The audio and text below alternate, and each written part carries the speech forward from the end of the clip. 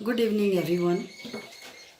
On your request, today I am going to start your similarity chapter. Already I have learned about congruency.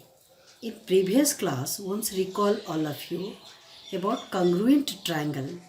Two triangles are congruent if both are same in shape and size also. Their side to side, angles to angle, all are equal, and both triangles are called congruent to each other.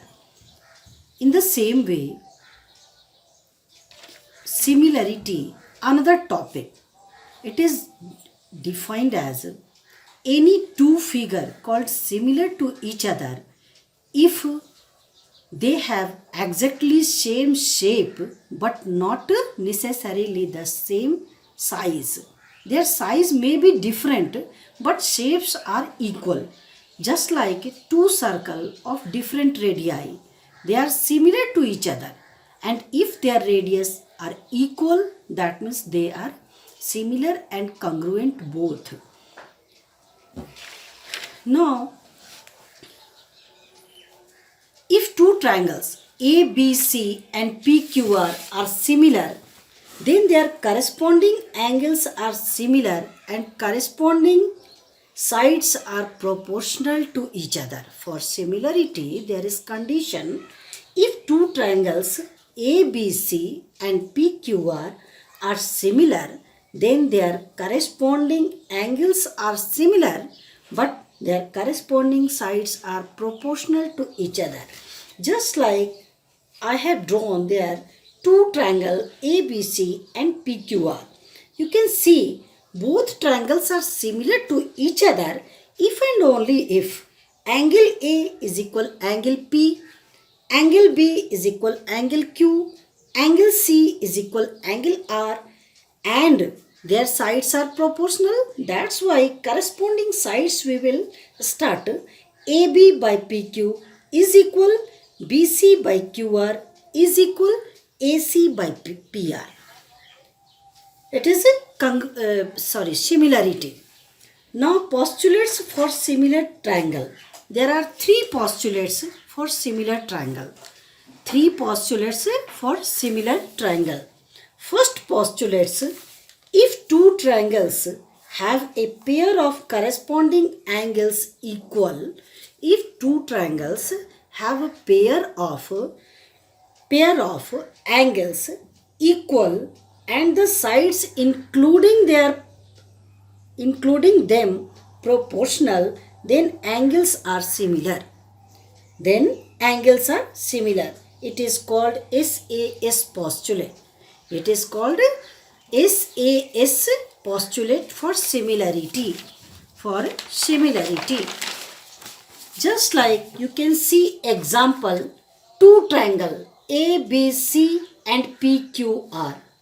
Angle B is equal angle Q. Now included side of B and Q are proportional. Just like AB by PQ is equal BC by QR. We cannot take AC by PR there. These two are equal. Then triangle ABC similar to triangle PQR. It is first postulate. Now second number postulate. If two triangles have two pairs of corresponding angles equal, if two triangles have two pair of corresponding angles are equal, then triangles are similar called AA postulates and AAA postulates. If two triangles have two pair of angles are equal, then automatically third are also equal. Third are also equal because property of triangle, angle A plus angle B plus angle C is equal 180. That's why. Now third postulate. If two triangles, their three pair of corresponding sides are proportional, all three pairs of corresponding sides are proportional, it means both triangles are similar to each other. Just like example ABC and PQR. Their all sides are proportional given AB by PQ is equal BC by QR is equal AC by PR. Then triangle ABC similar to triangle PQR. It is called side postulate for similarity. SAS postulate. In this way, three postulates are in similarity chapter. First one, I explained already. It is called SAS postulate. Second postulate, AA postulate or AAA postulate. Third one is SSS postulate. Understood? Okay. Now some question derivation. As you had told yesterday, question number 5. Question number 5. 5. They are given in triangle ABC. In triangle ABC, B is twice the angle C. That's why angle ABC is equal to angle ACB. And BP is bisector of angle B.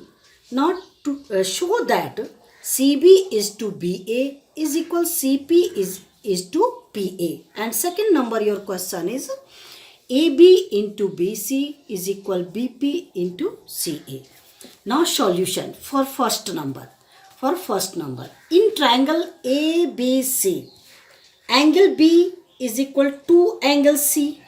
Suppose angle ACB is equal X, and as BP is bisector, so we can take PBCX and ABPX. That's why ABC is 2x. Now, by angle bisector theorem, CB by BA is equal PC by PA, CP by PA. That's why your first number proved. Now second number. In triangle ABC and ABP, they are already given angle APB is external angle of a triangle is always equal to the sum of the internal opposite angle. That's why this angle is equal to angle PBC and PCB. And so angle APB is equal to 2x. Now angle ABC is equal APB is equal to 2x. Angle A is equal angle A. By AA postulate, both triangle ABC similar to triangle ABP. ABC similar to APB. And that's why their sides are proportional to each other. CA by AB is equal BC by BP. Now cross multiplication, AB into BC is equal BP into CA. Understood? I hope it is clear. Is it or not? Now second number your question was 8 number. In 8 number question, given in figure, their diagram is given ABC. You can see in book. AD is equal AE. AD is equal AE. And all are understanding if two sides of a triangle is equal, that means isosceles triangle. Their base angles are also equal. Now, and AD square is equal BD into EC. Prove that both triangles are similar. ABD and CAE are similar. Now solution. It is given AD is equal AE. AD is equal AE. It means very clear it is isosceles triangle. And that's why their bases also equal. ADB is equal AEC. Their external angles are also equal. If internal angle of any triangle in base are equal, it means their external angles are also equal, because sum of two angle in linear pair is equal 180. Now given AD square is equal BD into EC, so we can write it AD by BD is equal EC by AD is equal EC by AE, because AD and AE both are equal, isosceles triangle, and so we can take AD by BD is equal EC by AE. Now from first and two, both triangles are similar. That is your second number question. Now third question was 12 number. In 12 number, given angle GHE 90 degree and DH is equal 8, DF is equal 12, DG is equal 3x minus 1 and DE is equal 4x plus 2. Find DG and DE. Solution is in triangle DHG